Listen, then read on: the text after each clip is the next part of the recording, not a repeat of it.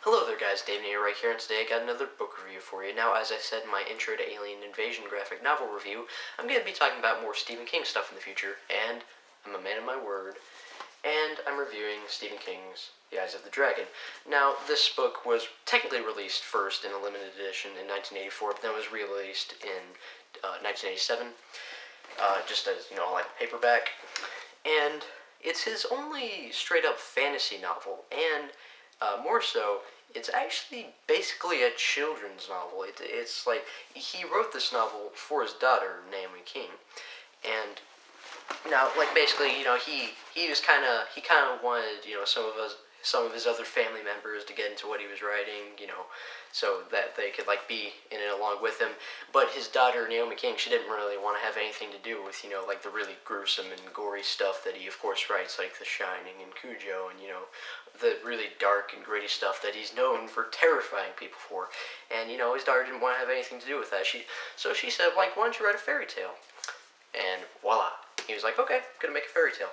And yeah, like I said, this is basically a children's novel, or a children's fantasy novel in the same vein as, say, The Hobbit. And overall, I thought it was pretty, for what it is, it's a pretty good novel.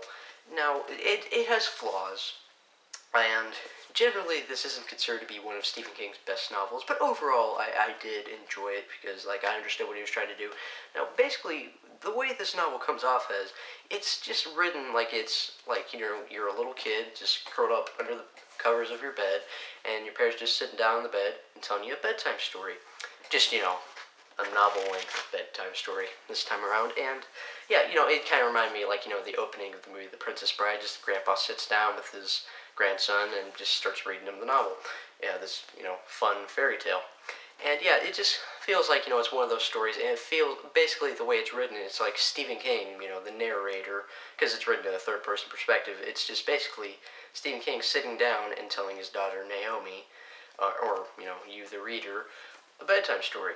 And that's how it feels. And taken from that point of view, I think he did a very good job of this book. And it definitely has that feel, it just, gave me a little bit of nostalgia for when my parents used to tell me bedtime stories and stuff like that.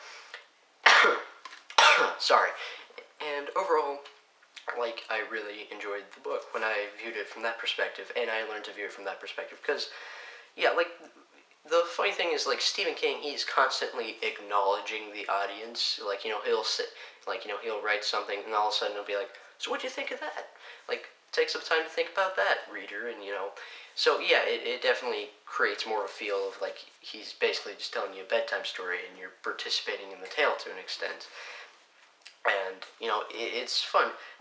The thing is, though, like, there are a couple times where it was like he couldn't help but having, kind of the little bit of adult stuff there, because, like, it's a children's novel, but, like, every once in a while he can't help, like, okay, let's just, like, just break that guy's face open, or, like, oh, okay, let's have that guy, burned to death, or, like, oh, let's have sex in this part, but it's rare. Overall, it's a children's novel, it's family friendly, just maybe, skip over a couple parts if you're only like 8.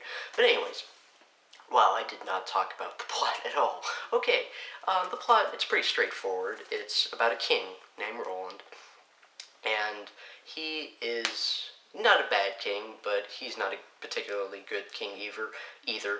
And he has 2 sons, one named Peter and the other named, crap, I can't remember his name, which is not good, because both the main characters in the novel. But basically, Peter is a very strong kid, he's a good son, and the other kid, he's not a bad son, he's just misunderstood, and he kind of resents his father, because Roland, like, he loves Peter, and he's just like, yeah, okay, get over in that corner, other kid, just screw you. And so he doesn't really care that much about him. He loves him, but he's like, yeah, Peter's better than you, basically. And, so he begins to resent his dad.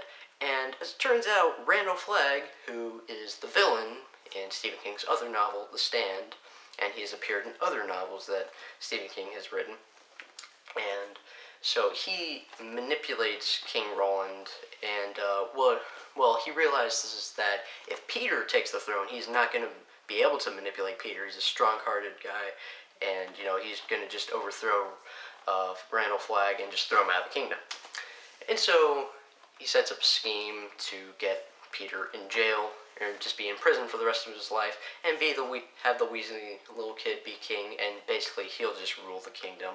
And his whole goal is to just set the kingdom against itself and create a bunch of chaos, and just destroy the kingdom so that it can then rebuild itself, and then he can destroy it all over again.